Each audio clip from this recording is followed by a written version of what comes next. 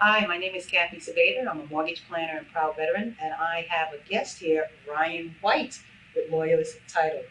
Hello, Ryan, thank you so much for joining me today. it's my pleasure. Thanks for having me. And because we're in this environment in which realtors are essential workers, such as yourself and I, what are you doing to help your realtors? Well, first of all, I would say just having an honest and candid conversation with them about what they can do and can't do in this situation. Everybody needs to adapt.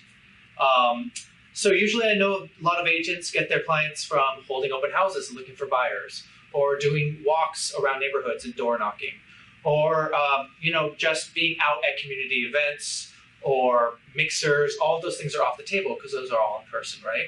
So I think this is really a good time, instead of trying to overwork yourself and overcompensate for everything, do all those things that you always put on the back burner, which is your farming, which is your prospecting, which is actually taking a good audit of your business and your ROI and saying, okay, what can I do to better my business and expand my circle of influence?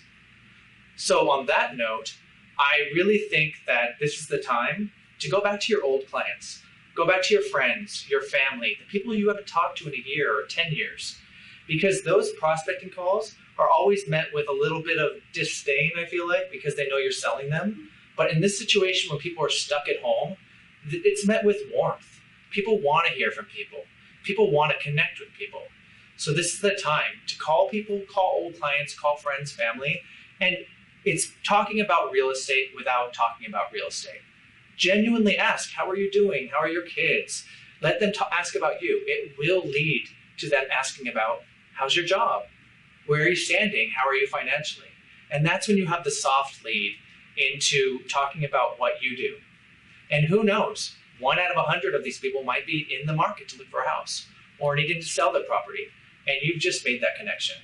So I think that's really the first thing that the realtors can do, is just reaching out and checking in. So most people would call that, that's your sphere of influence, is that correct? Yes. Or SOI is what other people call it? Okay. Yeah. So that would be one of the things, right? And so when you mentioned farming, I know there's people or realtors who say they're farming, but I'm not sure they really understand what farming really is, to the extent, especially with Loyal Tires, because you and Ryan and Ivan work together, and they actually develop a plan for their realtors in regards to farming, because you mentioned something earlier today about integration.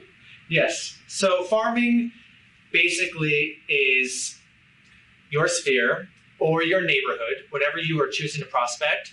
And what we as a title company do is take all of those parcels, all of those properties, and we put them into a system so that you know exactly what's happening with them.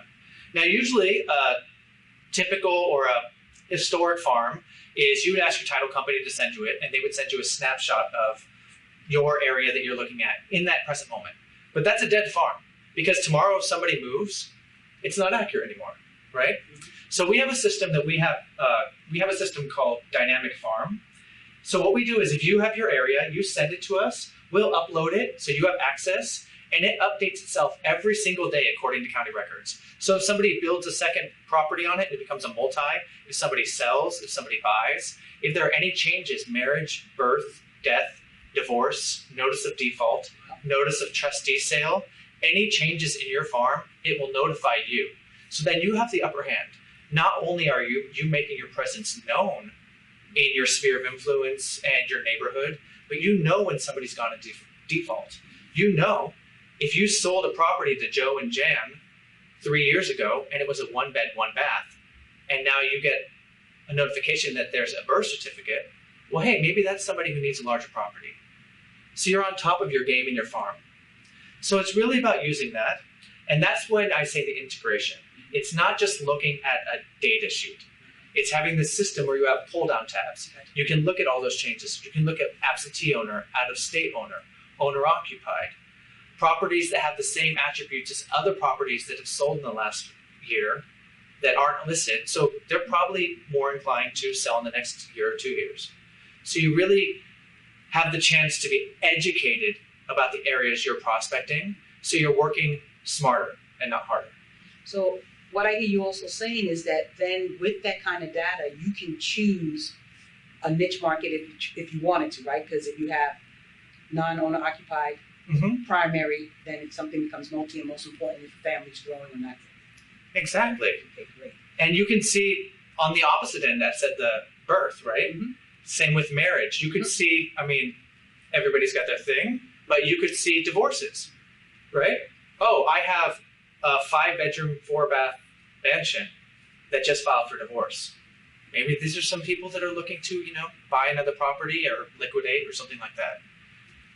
Well, Ryan, thank you so much. You've covered a lot of information in regards to farming and for your sphere of influence. Yes. And so now it's up to the realtors to call you at? Well, they can call me at 646-228-0881. Or you can email me at Ryan.White@ltic.com. That's Lawyers Title Insurance Company.